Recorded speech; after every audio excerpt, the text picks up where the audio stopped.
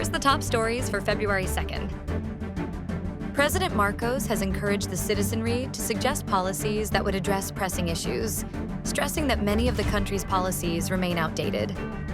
In his recent vlog, the president asked the public to share policy proposals in the comments that could help address many of the country's problems. He also acknowledged that many of the country's policies and systems are outdated and are no longer serve ordinary Filipinos. He cited some examples of outdated policies include requiring an ID to apply for an ID, repetitive paperwork, and in-person processes that can be done digitally. Marcos said these policies just cause trouble and burden to the people.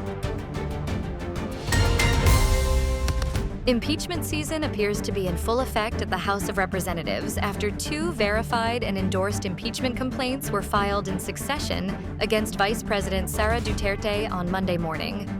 45 members of militant groups and former Makabayan bloc Solons filed the first complaint against Duterte before House Secretary General Chiloy Garafil at 8:40 a.m. Monday, while 17 civil society and religious group members filed the second complaint at 10:12 a.m. Incumbent Makabayan bloc Solons Act teachers. Party List Representative Antonio Tino, Gabriela Party List Representative Sara Ilago, and Kabataan. Party List Representative Rene Co endorsed the first complaint, while Mamamayang Liberal Party List Representative Leila de Lima and Akbayan. Party List Representative Percy Sandanya endorsed the second complaint. The back-to-back filing of complaints against the Vice President took place even as the House Committee on Justice began public hearings that same morning on 2 previously filed and referred complaints against President Marcos. The 2 impeachment complaints filed against President Marcos hurdled air obstacle on Monday, after they were declared sufficient in form by the House Committee on Justice.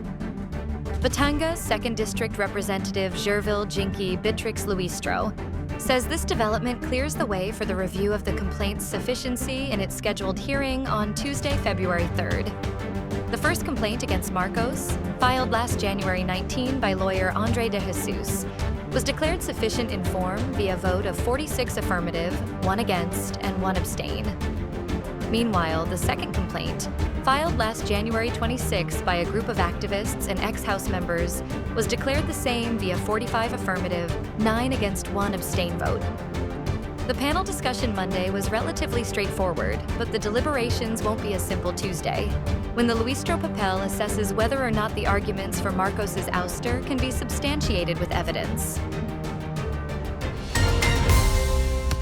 PAGASA on Monday said the shear line continues to bring rains over parts of the country, while a cloud cluster outside the Philippine area of responsibility remains under monitoring for possible development into a low-pressure area.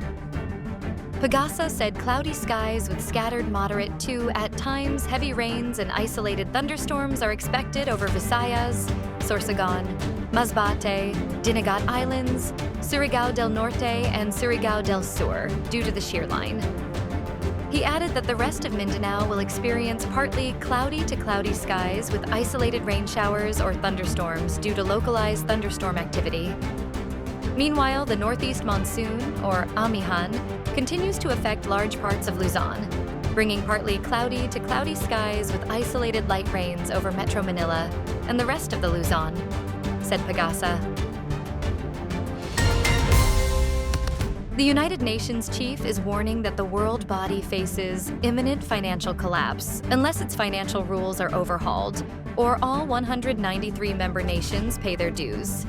A message likely directed at the United States and the billions it owes.